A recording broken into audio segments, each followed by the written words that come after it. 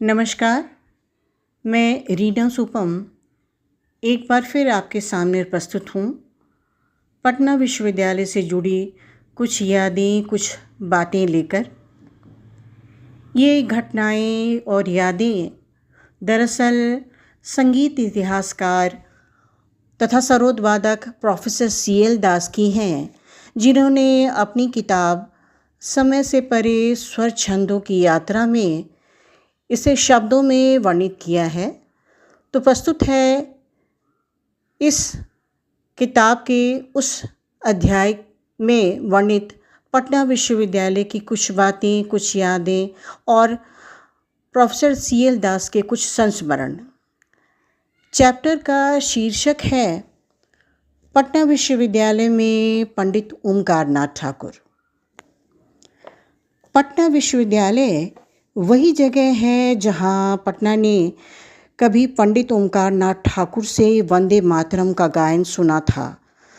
प्रसिद्ध जीव विज्ञानी जूलियन हक्सले के साथ राजगीर और नालंदा की चर्चा की थी और प्रकृति के सुकोमल कवि सुमित्रा नंदन पंत जी से गुंजन के गीत सुने थे।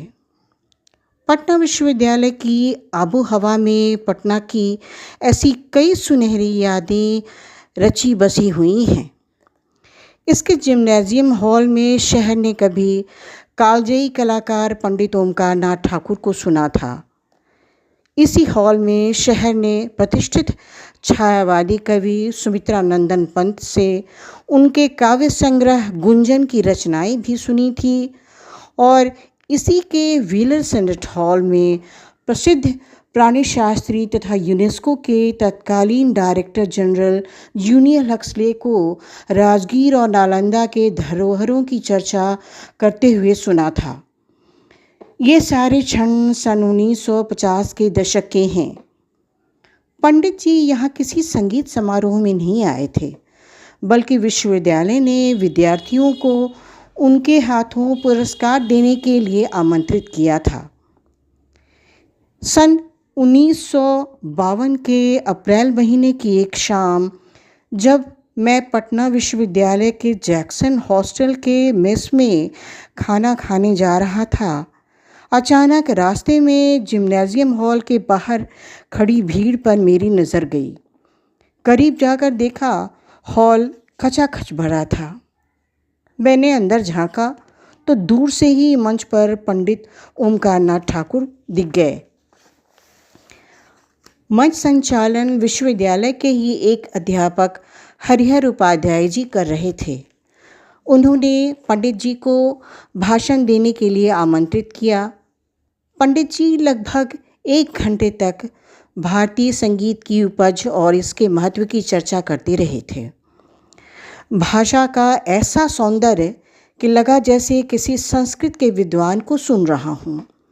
उनका भाषण जैसे ही खत्म हुआ, उपाध्याय जी ने आग्रह किया कि आप पटना विश्वविद्यालय आए हैं तो लोगों को अपना गायन भी सुना देते। उपाध्याय जी का आग्रह सुन पंडित जी ने कहा कि वे किसी संगीत समारोह में तो आमंत्रित नहीं किए गए हैं, अतः गाना सुनाना तो संभव नहीं। लेकिन लोगों के विशेष आग्रह का ध्यान रखते हुए वे वंदे मातरम गाकर सुनाने को तैयार हो गए थे। ना कोई साज, ना साजिंदा। पंडित जी यूं ही माइक्रोफोन पर बहुत देर तक बंकिम बाबू की यह रचना गाते रहे थे। कुछ वर्षों बाद ही 1954 की एक शाम जूलियन हक्सले को पटना ने व्हीलर सेनेट हॉल में देखा, सुना। वे चार्ल्स डार्विन के संरक्षक थॉमस हेनरी हक्सले के पौत्र थे और राजगीर और नालंदा के ऐतिहासिक विरासत धरोहरों को देखने बिहार आए थे। इन जगहों से लौटने के बाद व्हीलर सेनेट हॉल में उन्होंने शहर को संबोधित किया था। हालांकि उन्हें एवोल्यूशन ऑफ लाइफ पर बातचीत करने को कहा गया था, लेकिन वे काफ़ी देर तक राजगीर के स्तूपों और नालंदा विश्वविद्यालय के खंडहरों की चर्चा करते रहे थे। इसी दशक में पटना विश्वविद्यालय ने शास्त्रीय संगीत की परंपरा को आगे बढ़ाने और इसे अगली पीढ़ी तक ले जाने की भी व्यवस्था की थी। सन 1952-53 में पटना विश्वविद्यालय ने एक इंस्टीट्यूट ऑफ म्यूज़िक की शुरुआत की थी, जहां शास्त्रीय गायन से लेकर सितार और तबला वादन तक की तालीम की सुविधाएं थीं। लखनऊ स्थित मेरिस कॉलेज ऑफ म्यूज़िक, जो इन दिनों Bhatkhande music institute of deemed विश्वविद्यालय के नाम से विख्यात है और जिसकी स्थापना हिंदुस्तानी शास्त्रीय संगीत विधा के महानायक पंडित विष्णु नारायण भातखंडे ने सन 1926 में की थी। इस संस्थान के प्रशिक्षित विद्वान और उत्कृष्ट कलाकार पटना विश्वविद्यालय द्वारा स्थापित इंस्टीट्यूट ऑफ म्यूज़िक के अध्यापक थे। विश्वविद्यालय के मुख्य ब्लॉक में ही संगीत का क्लास शुरू किया गया था। ये आज़ादी के तुरंत बाद के वर्ष थे। कई राज्यों में म्यूज़िक कॉलेज की स्थापना हो चुकी थी। उत्तर प्रदेश के लखनऊ में तो भातखंडे जी ने 1926 में ही मेरिस कॉलेज ऑफ म्यूज़िक की शुरुआत कर दी थी और पटना में विश्वविद्यालय का इंस्टीट्यूट ऑफ म्यूज़िक ऐसी ही व्यवस्था की एक कड़ी बनी। गौरतलब यह है कि पटना के कई सरकारी विद्यालयों में संगीत की शिक्षा पहले से ही चल रही थी।